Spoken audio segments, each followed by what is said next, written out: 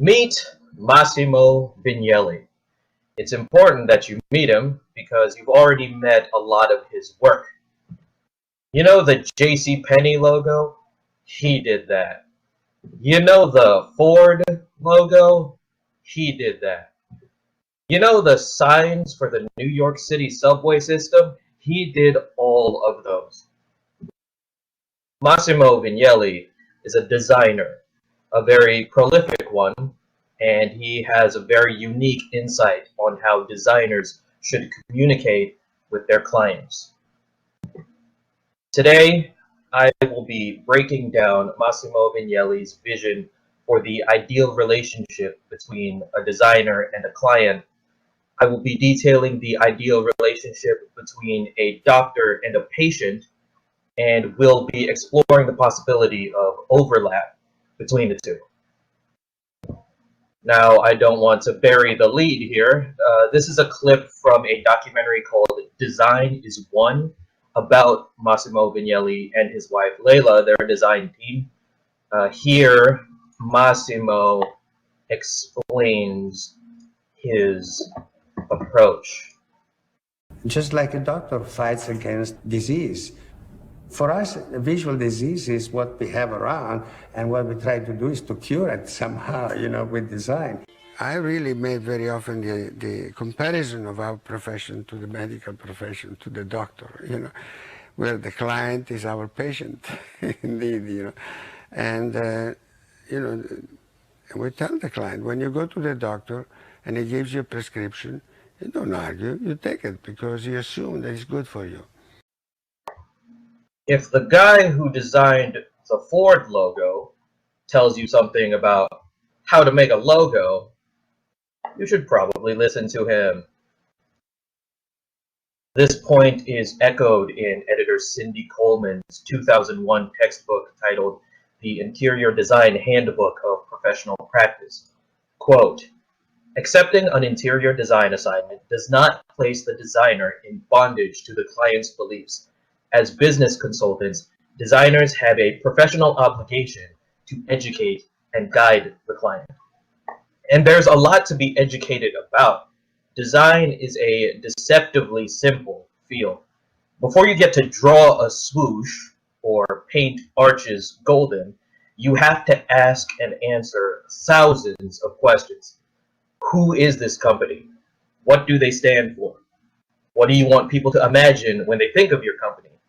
Where is this logo going to be? A billboard, a shopping bag, a business card, an app? What are you selling? How are you selling it? How many hours of sleep do you get a night? What have you been eating? Where does it hurt? How long has it been hurting? I think you're beginning to see the parallels between these two fields. Christiane Grunlow spearheaded a study titled, Why Do They Need to Check Me?, where 12 physicians were interviewed about whether or not they would approve of patients viewing their electronic records, which is to say, should patients get access to the information their doctor is using to treat them? The answer may feel obvious to some of you, but here is a quote from one physician. Where is the line between being involved and to decide? We do have some treatments that we claim to be better than others, but some patients come with a belief that, well, they have read or heard that a friend got this other treatment and think it is better. I think that the doctor should have the final say in the case if you are basing your opinion on science. And at the risk of widening the scope of my speech a little too much, another physician said, it's a bit like if I leave the car to the mechanic. I do not expect that I'll know exactly what they will do, but I'm happy if they fix it.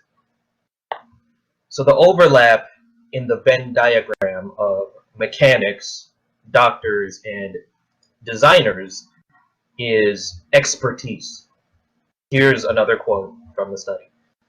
I want to be respected for the education that I have. It takes years to become a doctor, and all these years of education now count as nothing because the patient should choose now. And that mistrust bothers me. Doctors spend years in medical school so they can earn your trust. Designers spend years in design school so they can earn your trust.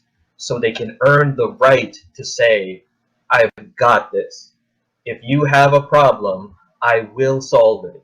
You don't have to worry about anything because I am an expert. Listen to me.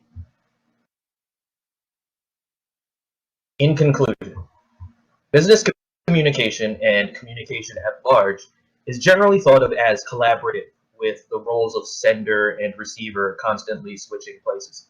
Here, I wanted to illustrate a different style of communication, a one-way dynamic where there is one primary sender sending messages to one primary receiver.